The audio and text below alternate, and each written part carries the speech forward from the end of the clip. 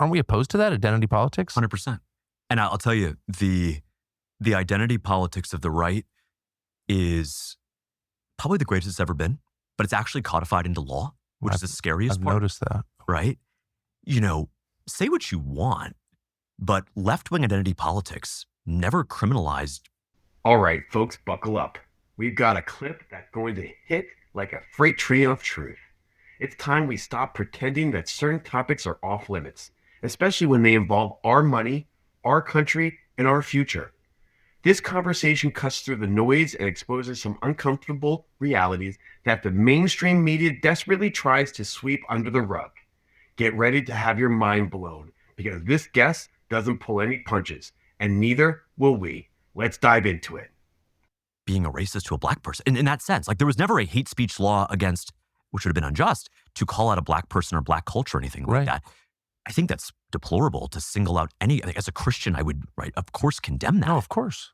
But it's interesting that there's only a hate speech law for one particular foreign nation as opposed to anything. I'm against them entirely because they're blatantly unconstitutional. They violate the First Amendment. Of course. But it's interesting that right-wing identity politics has gotten to this point where anti-Semitic is just a term. I mean, I got a call from the Sun Sentinel editorial board. They were interviewing me the other day, and they said, it's just fascinating. This is the paper of record in South Florida, my childhood paper in Fort Lauderdale. See, this is where the entire narrative falls apart, doesn't it? The left screams about identity politics, but then the establishment, even parts of the so-called right, turn around and weaponize terms like anti-Semitic to shut any critical thought or debate. It's a classic tired move. If you can't win the argument on its merits, just label your opponent a bigot and watch the conversation die. It's intellectually lazy, and frankly, it's very insulting. And what's the actual issue here? Questioning whether our tax dollars, our state's money, should be funneled into foreign bonds, especially when they're perfectly logical financial argument against it. It's not anti-anything to want to be fiscally responsible with American money. It's just common sense. We're talking about basic stewardship of public funds, not some grand conspiracy. But no, suddenly, wanting to keep our money in our own state to help our own citizens is an act of hatred. It's beyond parody. This isn't about protecting people from hate. It's about protecting specific financial interests from scrutiny. It's like saying you're anti-apple pie because you prefer cherry. It makes no sense. This isn't about ethnicity or religion. It's about economics and national interests. And anyone who tries to conflate the two is either incredibly naive or intentionally manipulative. I lean heavily towards the latter, because the latter, we shouldn't do it. And they asked me, why did you put out an anti-Semitic proposal to divest the $385 million? I said, how is it anti-Semitic to bring back money, our money that was foolishly sent over? To not buy sovereign bonds? Like what? Which actually have a subpar return given the geopolitical risk premium on offer in Israel right now, if we're going to be completely honest. Right? What? They actually said that to you? They actually said that. And I just challenged the entire buy our bonds or you're a Nazi? That's buy kind of the trade? Or you're a Nazi. And by the way, think about this, Tucker. This is so bonkers, I can't. What's actually because this $385 million statewide down payment assistance program, this would, of course, go to any Florida resident who is young and married. So the ironic thing is that actually opposing it, if anything, would be anti-Semitic because they're going to be young Jewish couples, of course, who are ready to buy a home, start a family, and live out the American dream here in the Sunshine State. And so it's amazing that we've gotten to this point of debate and discourse in America where the ad hominem attack precludes the debate from even happening. Look, you want to have an honest, earnest debate about buying Israeli bonds? Fine. I welcome that debate.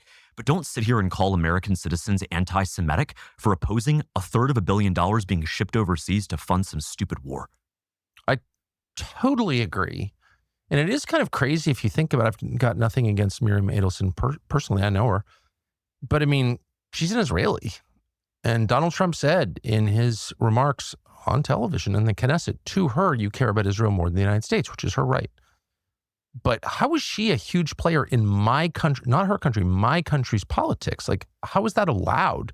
If there was some Chinese guy and he was pretty open about caring a lot more about the CCP than he cares about the United States, it would not be cool to take money from him. And that person would not be allowed to get on TV and be like, I don't like what you're saying about my actual country. Therefore, I'm going to drown you in gambling money. From China. Yeah. From Macau, yeah. Yeah. Well, can you imagine, like, the equivalent? What is going on? Right. Why do we think this is normal? Talk about foreign interference in our elections. But it's a two-tiered system of foreign interference. Because remember Jack Ma from Alibaba? Very well. Right? Can you imagine if Jack Ma was running around telling NBC News he was going to fund political candidates? Well, exactly. How outraged? He would literally get investigated by the DOJ on some made-up money laundering charge. Yes, that is right. Moved some comma the wrong way and it's suddenly wire fraud under the Commerce Clause, right? But think about it. Can you imagine how repulsed we would all rightly be if Jack Ma or some Ukrainian or Russian oligarch was openly, flagrantly being involved in U.S. politics? Ding, ding, ding, ding, ding, ding, ding. We have a winner, folks. This is the double standard that drives patriotic Americans absolutely bonkers. You see, when it's their preferred foreign actor, suddenly all the rules about foreign interference, about lobbying, about putting America first, they just melt away. It's not foreign interference, it's strategic partnership or cultural exchange. Give me a break. It's not. But let some Chinese or Russian businessmen even think about donating to a political campaign, and suddenly the entire intelligence apparatus, the media, and half of the Washington, D.C. goes into full meltdown mode. We're talking investigations, indictments, and a 24/7 news cycle screaming about threats to democracy. It's a two-tiered system, plain and simple. Some foreign influence is apparently good and necessary, while other foreign influence is evil and subversive. The only consistent factor is whose interests are being served. And let me tell you, it's rarely the American people's interests. Rarely. It's not about democracy, it's about control. It's about whose hand is in the cookie jar and who gets to decide which cookies are okay to steal. It's time we called out this blatant hypocrisy for what it is. A betrayal of American sovereignty dressed up in moral outrage. That's totally bonkers. So when you call, has Byron taken money from AIPAC? Yes.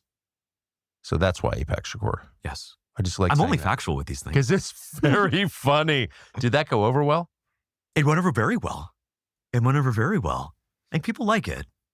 I think people I don't try to take myself too seriously. And, I think we're not allowed to. We're not allowed to. Gen Z was such an important part of the president's victory last year. Yes. And they feel betrayed by a lot of these Trump advisors and what they've chosen to prioritize and not. I can see why. And when I've met them, and I've met them where they are at their universities, whether it's UF a couple weeks ago, I'll be at FSU in just a couple weeks from now, their number one frustration is that, look, they don't want to be lectured anymore. They got a degree. They got good grades. They got good test scores. They didn't study gender studies or Black intersectionality. They did the STEM thing that Republicans told them to do. Yeah, learn to code. Learn to code. And now they say, you know what? Amazon, Google, FedEx, no, those jobs aren't available for you, you pesky Americans. You want paid time off. You want to go to church on Sunday. We're going to give those jobs to an entire new class of foreign serfs known as the Indians and the Chinese. And we're not going to even interview you for those positions. They don't even pretend that the Chinese or the Indians are smarter. They're not. They don't speak our language. No. They have no skin in the game. They're not smarter, actually. They're not at all. Oh, I know. And so the issue then becomes, do we actually have a labor market that is utterly rigged against American citizens? This right here, this is the core of the American betrayal. Our kids, our American kids, go to school, they bust their butt, they get the STEM degree that everyone told them were the golden ticket, and then what? They're told to sit down and shut up because some corporation can import cheaper labor that doesn't demand fair wages, benefits, or God forbid, a weekend off to go to church. It's not just about economics. It's about the complete disrespect for the American worker and the American way of life. They want to turn over bright, educated young people into second-class citizens in their own country, while they import a workforce that's easier to exploit. This isn't capitalism. It's corporation cronyism, plain and simple, dressed up as diversity or global competitiveness. And don't even get me started on the American just won't work fallacy. Americans will work. They'll work hard. They'll innovate and they'll build this country stronger, but they demand a fair shake. They demand a wage that lets them raise a family, buy a home, live with dignity, not some poverty level pittance because big tech wants to save a buck. This isn't just rigged. It's an outraged assault on the American dream. And it's time we fight back. The answer is yes. And you know that by virtue of the H-1B program. These tech companies, it's not as if they've stopped hiring. Generally, they've stopped hiring Americans because they can bring in all this cheap foreign labor. My belief is that a market-based wage is always going to attract the best labor. I agree with 100%. Well, that's the promise of the market, right? It is. And someone like Ben Shapiro to come out at AmFest in one of the side panels and he said, I want white men to stop complaining and get off the couch because there are jobs that are available. No. Here's the truth, Ben. When you say that, you say the Americans won't work these jobs. No, Ben Shapiro, they won't work these jobs at the slave sub-market wages that you are offering them. You offer someone here in my state an honest wage for an honest day's work, they'll take that every single time and they'll show up, but they'll take off on Sunday to praise our Christian Lord.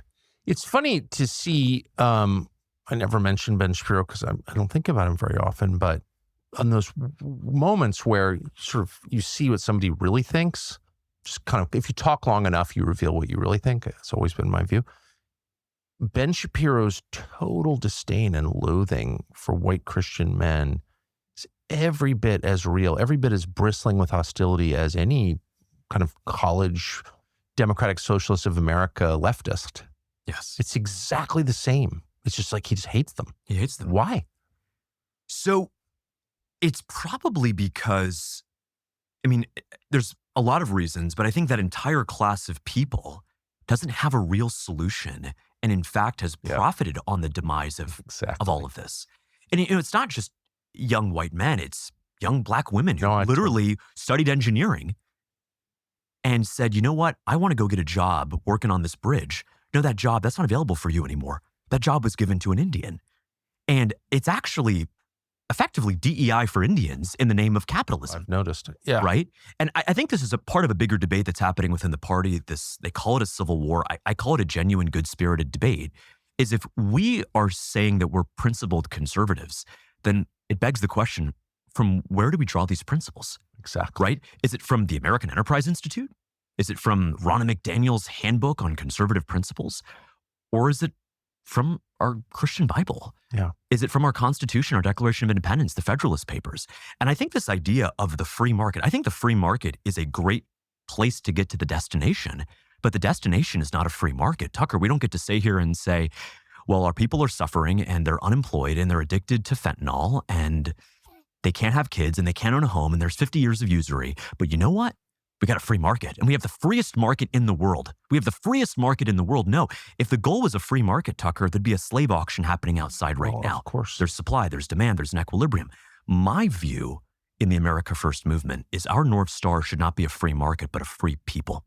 Amen. And when I say free people, I mean American citizens. I don't mean the H-1Bs. I don't mean the Haitians on TPS. And I sure as heck don't mean any corporation that wants to come here and plant a flag and say that our goal is to boost profit margins and stock price. And all of a sudden, all that matters is not whether you can raise a family or buy a home, but the GDP beat expectations on your Bloomberg terminal. That's exactly right. That's exactly right. Woo! That was a heavy one, but it was absolutely necessary. It's clear that there are forces at play actively working against the interests of everyday Americans, whether it's through weaponizing language, foreign interference, or a rigged job market. We are not going to sit back and take it anymore. We're going to keep exposing these truths, keep fighting for our country, and keep putting America first. So tell me, if you agree that it's time to speak truth to power and reclaim our nation, then hit that like button. Share this video with everyone you know, and most importantly, subscribe to our channel. Don't forget to ring that notification bell so you never miss another dose of unvarnished truth. Your support helps us fight the good fight. Thanks for watching. and we'll see you next time.